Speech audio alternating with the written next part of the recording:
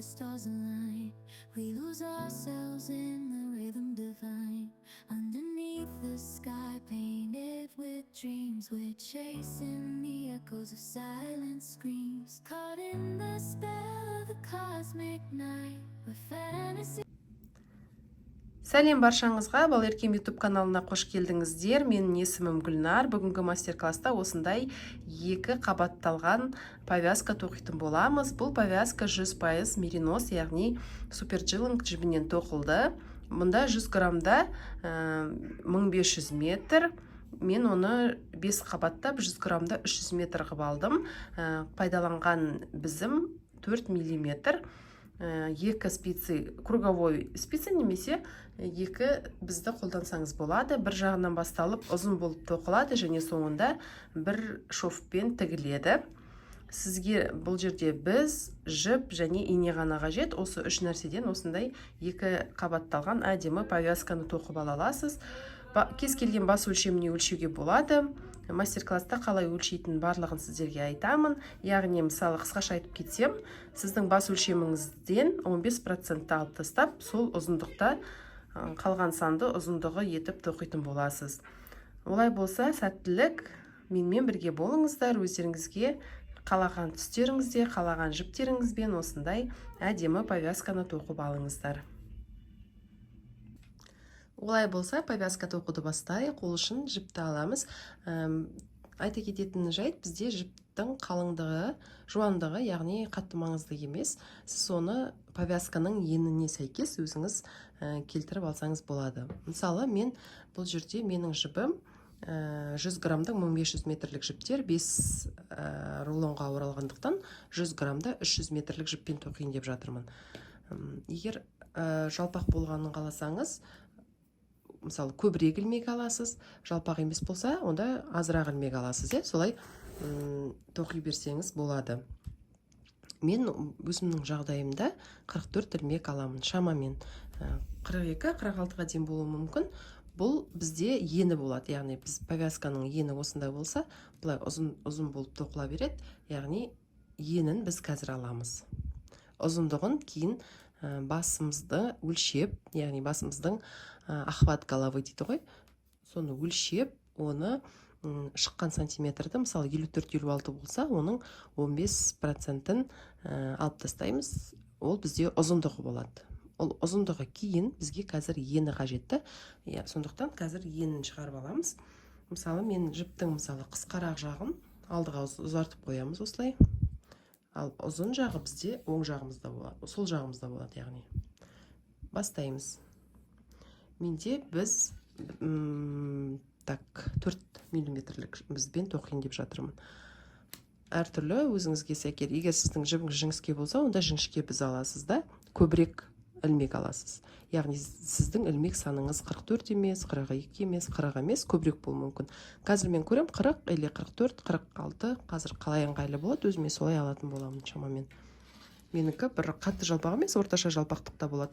Неге көп десеңіз, бізде бұл двойной ғой, жаңағы айтқанымдай, сондықтан көбірек аламыз. Егер де сізде жаңағыдай двойной емес, тек бір қабат болса, біз екі қабат тоқиын деп жатырмыз. Бір қабат болса, онда сәл азырақ болуы мүмкін. Олай болса, бастайық. Міне жіптің қысқа жағын алдық. Бісміллә деп бастаймыз. Міне жіпті бізді астына жібереміз. Әдейі ақырын іліп алып жатырмын көріну үшін. Так. Екеу болды, үшеу, төртеу, бесеу, алтау, жетеу, 8, 9, 10, 11, 12, 13,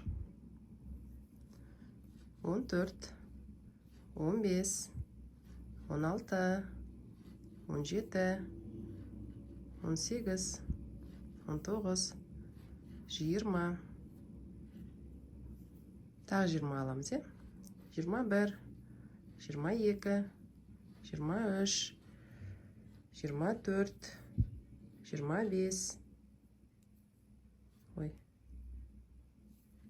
25, 26, 27, 28, 29, 30, 31, 32, 33, 34, 35, 36, 37, 38, 39, 40, 40, 40. Мен 40-пен, яғни жібімде жетпеді, өзімді негізі қатты болмау үшін 40 алатын шығармын, Так. 40 болады, 40 болсын онда. Қазір көрейін, 2 ілмек алынса 42 болады деп пе? 41. Так. 42. Сіз енді менің қателігімді қайталамай, кішкене көбірек алыңыз. 42. Жақсы, онда 44 емес, менде 42 болады. Енді сол 40-тан бастап әртүрлі бола беруі мүмкін. Менде 44 болды. 44. Мұны сосын инемен кіргізіп жібереміз ғой, ішіне, немесе тоқу барысында да кіргізіп жіберуге болады әртүрлі. 42 болды. Енді екінші, бұл бізде тек қана наборный край дейді ғой. Бұл саналмайды. Бастапқы қатарымыз, енді бірінші қатарды бастаймыз. Бірінші қатарды бастаған кезде қысқасы өстіп қалады. Ұзындығын бұлай аламыз да. Бірінші ілмекті жай ғана бос алып аламыз. Жай бос алып аламыз. Мен жалпы осылай үшін всегда тар алып қоя берем, привычка. Ештеңе етпейді. Сіз ұзынырақ алыңыз. Біріншісі ұзын, бос деген бос аласыз. Екіншісі оң болады. Оң. Екіншісін оң аласыз. Тарттан қарап қоясыз. Енді қызығы осы жерде. Біріншісі бос болды, екіншісі оң болды, үшіншісін тек қана осылай алдына жіпті жібересіз. Көрініп тұр ғой да. Сосын бүйтіп артынан кәдімгі теріс ілген сияқты ілейін деп жатасыз да, жартылай ілмей қалып алдына шығарып жібересіз жіпті. Не осылай. Келесі оң болады. Кезектестіресіз оң теріс, оң теріс. Бірақ теріс до конца болмайды. Жартылай теріс болады сонда. Міне оң, мынаны, міне. Көрдіңіз ғой, мынаны, былай бос іліп аласыз тек қана. Осы іліп аласыз, алдына жібересіз. Мысалы, бұрын біз бүйтіп ілетін едік қой, қараңыз мені. Түсіндіріп жатырмын. Ілетін едік қой, олай ілмейсіз. Тек қана бос аласыз. Не, осылай болды, кезектестіре бересіз. Оң теріс деп кезектестіре бересіз.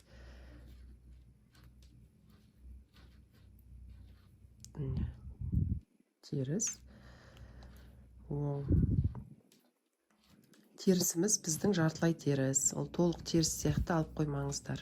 Жартылай теріс. Бірақ мен видеода ұзақ болмау үшін теріс деп айта берем. Оң, жартылай теріс, оң, жартылай теріс, оң. Бірінші қатар кішкене осылай қиынырақ алынады, өзі жалпысы сондай тоқымада кішкене бізден былай ажыраған кезде сәл.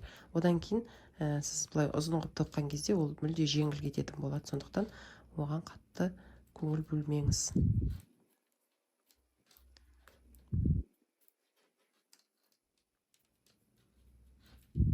Теріс. Оң, жартылай теріс, оң, жартылай теріс. Бұл бізде бірінші қатар. Қазір екінші қатарды көрсетем, одан кейін уже дәл солай қайталай бересіздер. Барлық қатар бірдей тоқылады. Бізде мына мысалы тоқымада бірінші қатар басқаша, екінші қатар басқаша, 1 мен 3 бірдей, 2 мен 4 бірдей, яғни жұппен жаңағы жұп бірдей, тақпен тақ бірдей солай болатын еді ғой. Қазір ондай емес, бұл жерде барлық қатар бірдей тоқылады. Өте оңай. Мысалы сериал қарап отырып, кино қарап отырып, музыка тыңдап отырып, бала қарап отырып деген сияқты жұмыстарыңызбен қатар тоқи бересіздер. Мысалы, бұл повязка маған жаңа Астана қаласында жалпысы салқын региондарда жел ғой. Көктемде жел болады, қалай күн жылынса да бәрібір жел болып тұрады. Сол кезде қыздарыңызға тоқып берсеңіздер, өздеріңізге тоқып алсаңыздар өте жақсы. Жас талғамайтын повязка бұл деген. Мысалы, теріс. Бірінші рәт енді солай сәл ұзырағырақ болады енді. екінші рядтан бастап кәдімгідей оңай тоқисыз, өте жеңіл жүретін болады. Сондықтан алаңдамай тоқи бересіз. Міне соңғысына да кеп қалдық, қараңыз. Оң, жартылай теріс, яғни бос іліп алу, жартылай теріс дегеніміз. Бос іліп алу. Так. Енді менде сіздерге айтайын дегенім, жалпысы бастап жатқан тоқымашы болсаңыз, мүмкіндігінше мынандай мен сияқты қабат емес, кәдімгі бір өзі қабатталып тұрған жіптен тоқыңыз, өйткені бұл бастапқыда сәл ыңғайсыз болуы мүмкін. Міне алдыға жібердік жіпті, бүйтіп қойдық та жібердік. Содан кейін мынау бар ғой, міне соңғысы, оны кәдімгідей теріс іліп аламыз, бүйтіп кәдімгідей іліп аламыз, осылай дыңқ деп іліп. Бос кетіп қалып жүрмеңіз. Біріншісін мысалы бос аласыз, соңғысын осылай іліп аласыз кері. Міне бізде бірінші қатар бітті, екінші қатар басталды.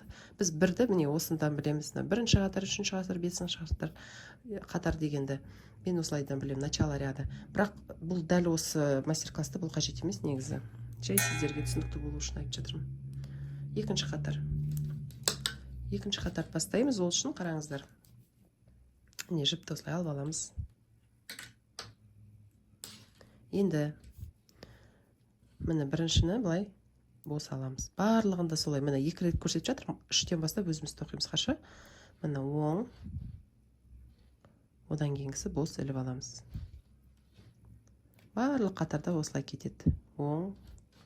Бос іліп аламыз. Оң. Яғни біріншісін тек жай іліп аламыз, бос, ол вообще қатысы жоқ. Бұл как бы наборный край шеті болғандықтан бұның қатысы жоқ.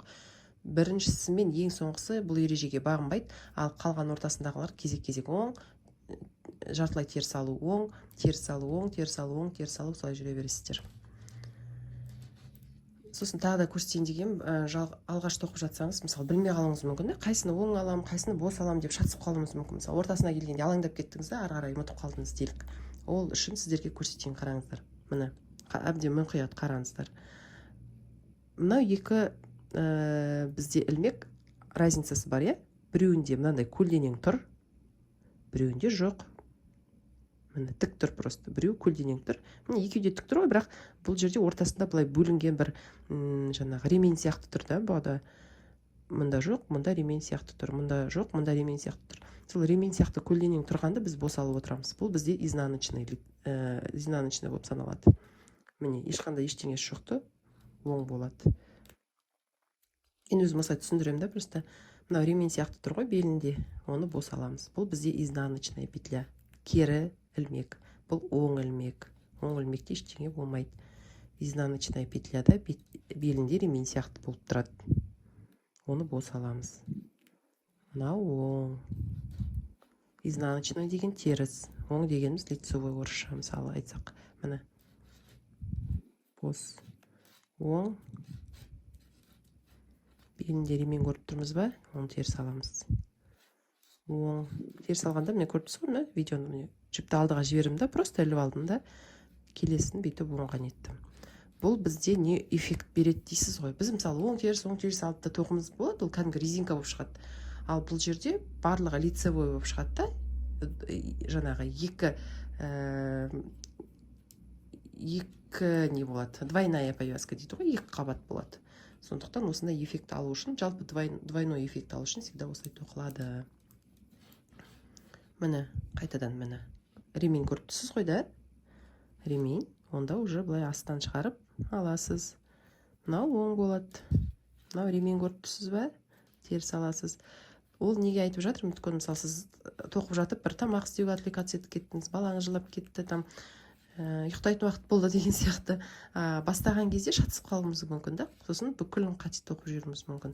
Сондықтан негізі осындай детальдарға тек қана мастер-класспен попетельно петля-петлямен тоқи бермей, осындай детальдарға мән беріп жаттап алсаңыз, өзіңіз кәдімгі кез келген уақытта видеоны қайтадан қоспай-ақ тоқи бересіз. Болды, міне мен сіздермен уже екінші рядты да соңына таяп қалдым. Үшінші рядтан бастап өзіңіз, қазір мен қазір түсіндірейін, біт алайын. Так, ремень көріп тұрмын. Кері, мынау оң. Ремень көріп тұрмын. Кері, керінің бәрі бос болады, яғни ешқандай кері емес. Так, бұл оң. Бос ремень тұр ғой белінде. Өстіп түсініп алсаңыз, ары қарай уже жүре бересіз. Мынау соңғысы міндетті түрде кері, кәдімгідей кері міне. Былай кері болады. Соңғылар кішкене ыңғайсыздау болады басында, одан кейін үйреніп кетесіз. Керім дұрыс шықпай жатыр ғой. Вот кері. Мына жіпті негізі ұзынырақ алыңыз, мен сияқты жіп жәлет етпей.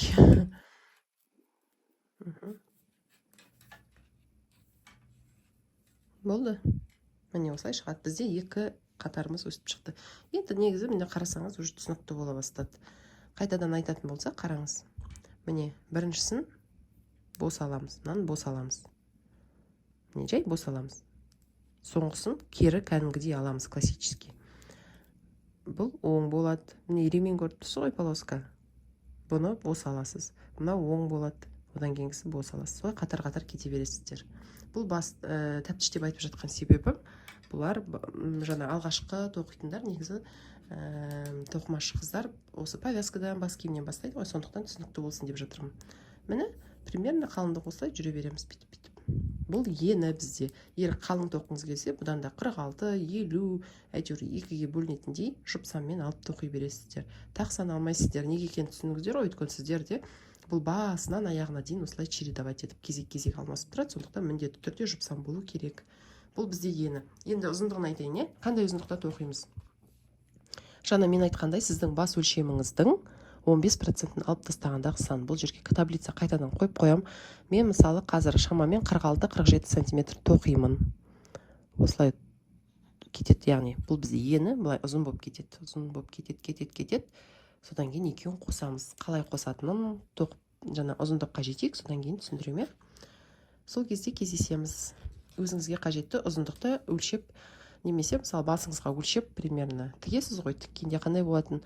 Шамамен 46-47 сантиметр мен тоқимын. Сіз өз бас өлшеміңізге қарай өлшеңіз. Кездескенше қазір ұзын болып тоққаннан кейін кездесеміз.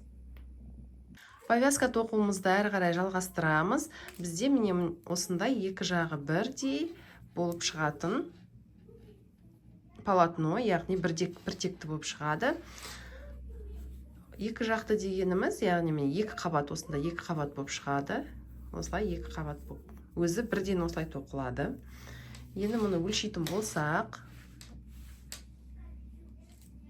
осындай сантиметровый лента бар, сонымен өлшейсіз. Басыңызды да сонымен өлшеп тоқсаңыз дәл болып шығады. Міне менде 47 сантиметр шығып тұр. 47 сантиметр шығып тұр. Маған осы өлшем жетеді. Сіз нақты білу үшін басыңызға былай тартып, кәдімгідей таятып, бүйтіп өлшеп көрсеңіз болады. Менің жібім ондай қатты созылмайды. Кейбір жіптер болады, мысалы, олар қатты созылады. Сондықтан міндетті түрде тек сантиметрге байланысты ғана емес, тартып басыңызға кәдімгідей өлшесеңіз өте дұрыс болады. Осылай тұрады ғой енді повязка мысалы. Енді біз мынау жағын жабамыз. Мысалы, біз бастаған кезде осылай жабылып тұр ғой, сол сияқты мына жағында бізге жабу қажет. Оны қалай жабамыз? Так, оны жабу үшін, мынау кішкене жібім үзіліп қалған, бұны инемен ары қарай кіргізіп жібереміз. Бұл ештеңе етпейді. Так.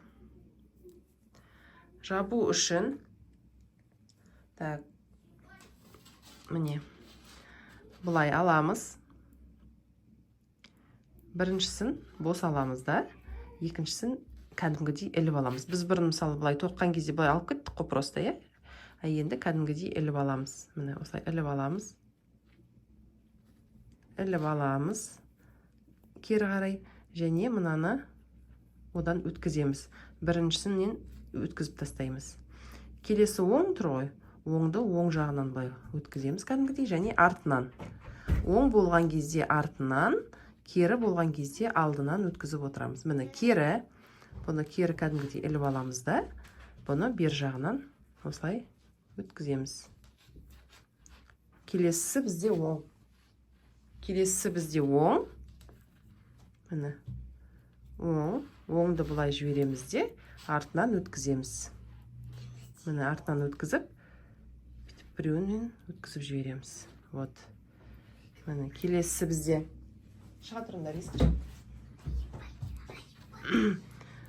Келесі бізде міне ішке қарай, кері болғандықтан ішке қарай тоқимыз да, бұны алдынан өткізіп жібереміз. Оң жағы болған кезде оң жағы және артынан өткізіп жібереміз. Сонда бірдей болып шығады. Яғни кері болған кезде кері тоқимыз да алдынан өткізіп жібереміз, міне бер жағынан, Ал оң болған кезде міне оң және артынан өткізіп жібереміз. Осылай қысқартып. Бұның негізі жабудың неше түрлі басқа да әдістері бар. Сізге қайсысы ыңғайлы, соны жасасаңыз болады. Маған дәл осы әдіс ыңғайлы. Мен жалпы резинкалы болсын, жалпы кез келген нені жапқан кезде осыны пайдаланамын. Өзіме осы ыңғайлы. Міне кері болған кезде алдынан оң тоқимыз да артынан. Қатты тартпай қойсаңыз болады, сәл бостау, өйткені соңында сіздің жаңағы тоқып жатқан жұмысыңыз тартылып қалмау керек. Тартылмай тұрса әдемі болып тұрады. Осылай оң. Жаңа жоғарыда айтқанымдай, негізі бірінші тоқып тұрсаңыз, міндетті түрде бір қабаттық жіптерді пайдаланған дұрыс, яғни бірден жуан болып тұрады. Мен сияқты 5 жіпті, 4 жіпті қабаттамай. Өйткені сіз тоққан кезде кішкене ілмектеріңіз шатысып кетуі мүмкін. Кішкене неопрятный болмай қалуы мүмкін, да, міне. Осылай шығады, міне, қараңыз. Осылай шығады. Осылай болады әдемі. Соңына дейін жасап аламыз, сөйтіп. Жібім менің міне біраз қабат болғандықтан өстіп кішкене шатысады. Сәл ыңғайсыздау екен. Келесі бізде оң болады. Оң болған кезде артынан өткіземіз. Керіні алдынан. Оң, артынан. Кері, алдынан. Оң, артынан.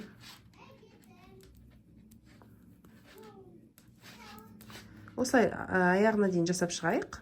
Содан кейін қазір сіздерге ары қарай көрсететін боламын. Міне соңғы екеуі қалды. Оң жағынан. Және соңғысын кері жағынан.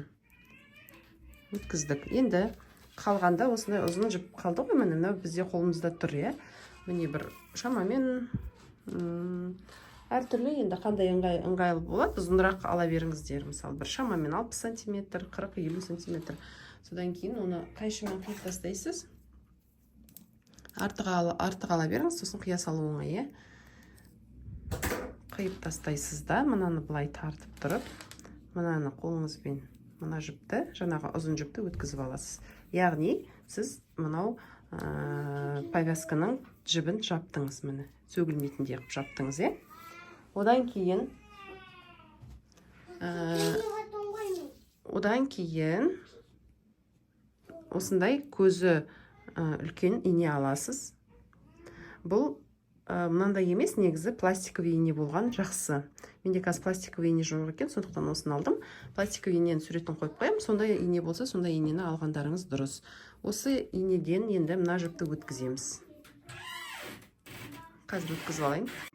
Міне осылай өткізіп алдық. Өткізіп алғаннан кейін осылай бір қабаты жарайды ба, екі қабаттап қоймаңыздар. Бір қабаттап мұны бізге тігу қажет болады. Қалай тігеміз? Бұны тігу үшін, осыны тігу үшін, былай бір жағын былай тең қақ ортасынан бөліп ұстаймыз. Бірдей қып. Сосын мынаны былай кіргіземіз. Мысалы, міне былай қақ ортасынан, бұны қақ ортасынан осылай бөліп қосамыз. Осылай бұл керек. Яғни, міне қараңыз. Былай аламыз да, бірінші мынаған жібереміз. Сосын былай. Сосын былай жібереміз. Мынау қала берсін, бұны сосын өзіміз қиып тастаймыз. Мынау алғашқы жаңағы бастаған кезіндегі біздің жібіміз ғой. Оны сосын кіргізіп жібереміз ар жағынан, ештеңе етпейді. Сонда міне қараңыздар. Осылай шығады. Осыларды енді былай тігіп шығу керекпіз. Бірдей болып шығу үшін міне міндетті түрде кішкене тартыңқырап бірдей ұстаңыздар. Артық бір жағы қисық, бір жағы болып қалмасын. Мына жіпті алдына қарай тартып қоя салыңыздар, ол ары қарай шығып кетпесін. Кейін оны жасырып жібереміз, ішіне кіргізіп. Міне осылай болды, Енді осыны тігіп бастаймыз. Өздеріңізге ыңғайлы, қолдарыңызға ыңғайлы жаққа алып алыңыздар.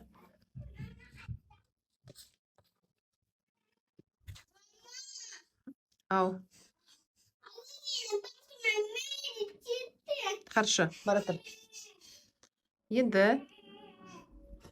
бұны тігеміз, мысалы, бір аламыз, астынан бастап, төртеуінен де өткізіп тігіп шығамыз. 4 қатардан да өткізіп тігіп шығамыз. Қатты жиі керек емес, шамамен бір 2 ілмектен кейін тігіп отырсаңыздар жарайды. Мына осылай.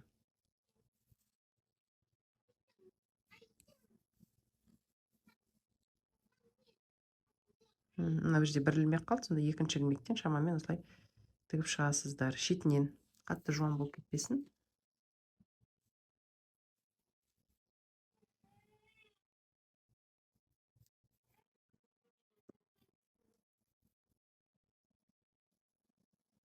Төртеуінен де міндетті түрде өтсін.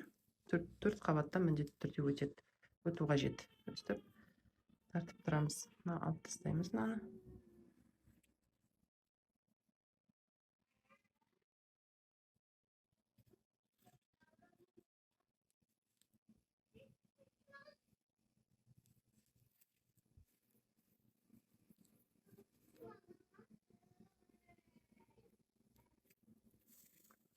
Осылай өтіп шығамыз.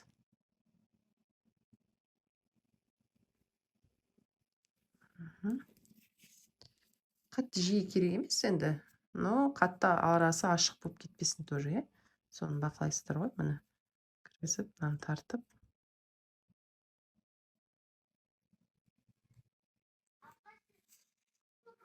Мына басындағы жіп қала берсін, оны соңында ақырындап жасырып қоямыз. Ештеңе етпейді ол.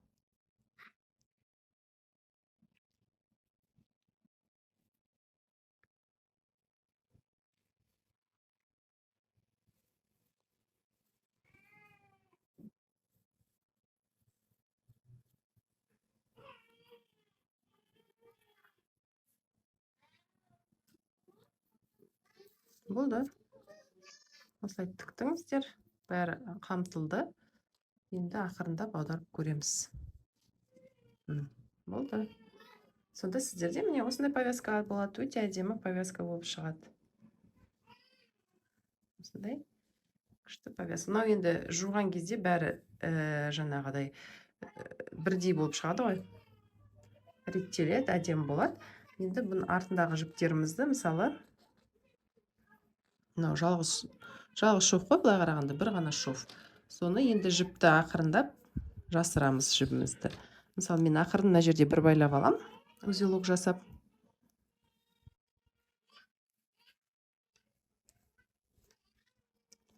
Так, узелок жасап байлап алдым. Енді ақырындап осылардың арасына жасырып тастаймыз, мысалы. Кіргізіп, ақырындап өзіңіз жасырып тастасаңыз болады. Шығып кетпесе болды ғой, жіп главный, көрініп тұрмаса болды.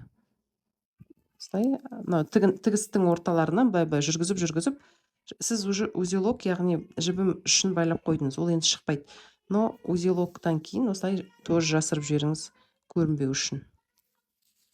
Қалың болып кетпесін енді. Осылай жасырып. Тігісте міне мыналай киілген кезде маңдайыңызға батпайды, қатты жуан емес. Сөйтіп, енді бұл узелокты жасырамыз. Дәл осылай осы жіпті де жасыра салыңыз. Мына жерге инені өткізіп, былай жасырып жіберсе, жасырғаннан кейін мынаны қиып тастайсыз.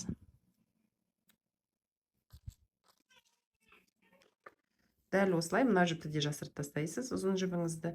Содан кейін міне осындай повязка болып шығады. Осындай әдемі повязка болып шықты. Енді бұны жуасыз.